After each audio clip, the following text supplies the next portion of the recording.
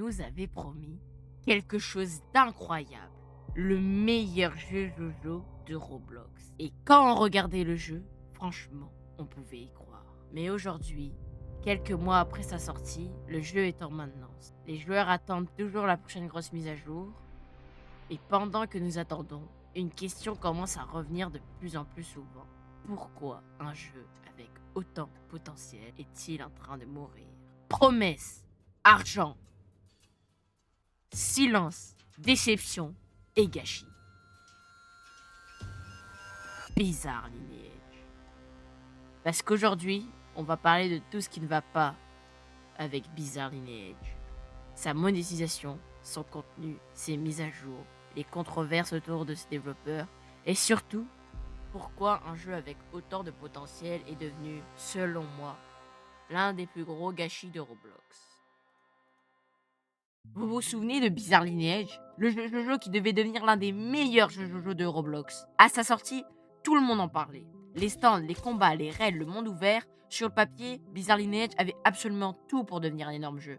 Et pourtant, aujourd'hui le jeu est en maintenance, la communauté attend toujours la prochaine grosse mise à jour, et surtout, énormément de joueurs ont commencé à se demander une chose, est-ce que Bizarre Lineage est simplement un jeu abandonné, ou est-ce qu'on s'est fait prendre pour des débiles? Et je précise directement, je ne vais pas vous dire que Bizarre Lineage est juridiquement une arnaque. Je vais plutôt vous montrer pourquoi énormément de joueurs le considèrent comme un cash grab. Et pourquoi, après y avoir joué, tryhard et même dépensé des Robux dessus, j'ai personnellement l'impression d'avoir perdu mon temps. Commençons par le positif, parce que oui, Bizarre Lineage avait du potentiel. Le jeu proposait un énorme monde inspiré de Jojo, des stands, des styles de combat, du PVP, des raids, du prestige et des boss plutôt difficiles. Et visuellement, il faut être honnête, le jeu peut être vraiment magnifique. Les VFX donnent immédiatement cette impression de ok, cette fois on tient peut-être enfin le gros jeu Jojo de Roblox. Et c'est justement ça qui rend la situation encore plus frustrante. Parce que le problème de Bizarre Lineage, ce n'est pas son potentiel, c'est ce que les développeurs en ont fait. Quelques jours après la sortie, les critiques commencent déjà à apparaître. Des joueurs se plaignent du combat, des NPC, du grind et surtout de la monétisation. Sur Reddit, certains joueurs accusent même le jeu d'être un cash grab avec des microtransactions extrêmement chères. Et quand on regarde réellement la boutique, on comprend rapidement pourquoi. 100 000 Robux. Oui, pas 1000, pas 10 000, 100 000 Robux. Le jeu possède un produit appelé Global Bless Up, recensé à 100 000 Robux. Des marketplaces spécialisés le listent encore comme un produit de Bizarre Lineage. Et là, vous allez peut-être me dire, mais attends, personne ne va acheter ça. Justement, le problème n'est pas seulement que ça coûte cher. Le problème, c'est qu'un jeu qui manque déjà de contenu durable peut proposer des produits à des prix complètement absurdes. Et ce n'est même pas le seul exemple. On retrouve également le fameux Buddy Bundle. Son prix est de 5250 Robux. Et oui, c'est un bundle basé sur des personnages féminins à l'esthétique sexualisée. Et personnellement, ce qui me dérange ici n'est même pas qu'un jeu vende des skins, c'est le contraste.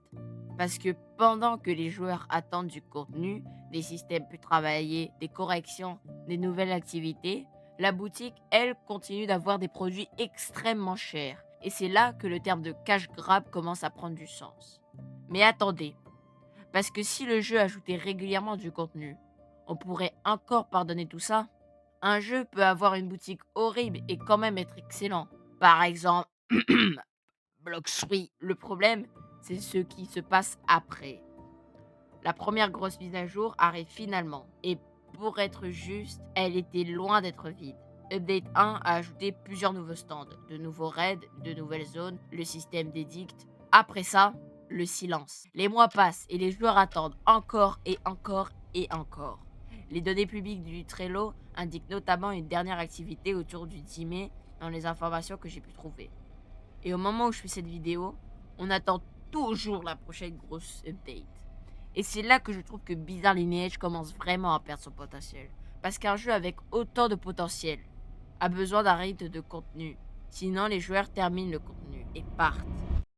Et le grind n'arrange rien. Parce que Bizarre Lineage possède un autre problème. Le grind.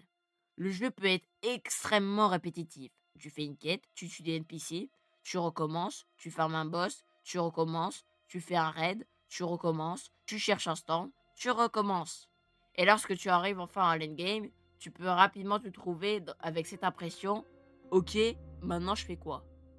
Des gens de la communauté ont justement décrit le jeu comme du grind slop. Certains expliquent avoir quitté le jeu après avoir atteint l'endgame. Et personnellement, c'est exactement là que j'ai commencé à décrocher. Maintenant, on arrive à la partie la plus controversée.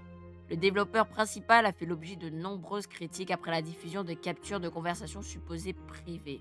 Des joueurs ont notamment affirmé que le développeur avait insulté sa propre communauté et décrit certains joueurs comme étant brain dead, en affirmant qu'ils joueraient à n'importe quoi. Et là, je vais être clair, je ne vais pas vous dire, voici une preuve officielle que le développeur pense ça de tous ses joueurs. Parce que je n'ai pas accès aux conversations originales permettant de tout authentifier indépendamment, mais les captures ont suffisamment circulé pour devenir un véritable sujet de controverse dans la communauté. Et franchement, quand tu construis un jeu qui dépend entièrement de ta communauté, insulter tes propres joueurs est probablement l'une des pires choses que tu puisses faire. Il y a également eu une autre controverse: les NPC de Bizarre Lineage. Une vidéo publiée en mars 2026 était entièrement consacrée à ce sujet et a accusé le jeu de comporter des NPC présentant des représentations racistes. Et ça, vous pouvez littéralement le vérifier quand le jeu était disponible. Et c'est ça qui me frustre le plus. Parce que, savez-vous ce qui est énervant?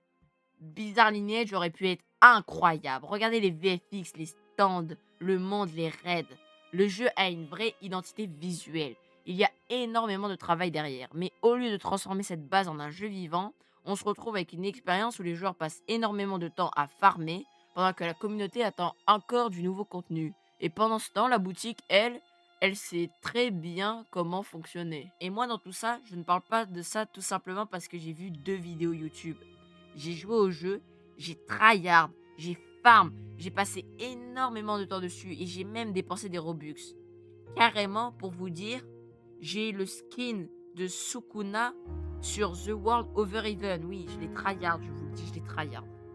Donc oui, je sais très bien pourquoi certaines personnes aiment Bizarre Lineage. Et je comprends même pourquoi certains continuent d'y jouer. Parce que le jeu peut être fun, il peut être beau, et lorsqu'on découvre les stands et les raids pour la première fois, il y a vraiment quelque chose. Mais plus tu joues, plus tu arrives à l'endgame.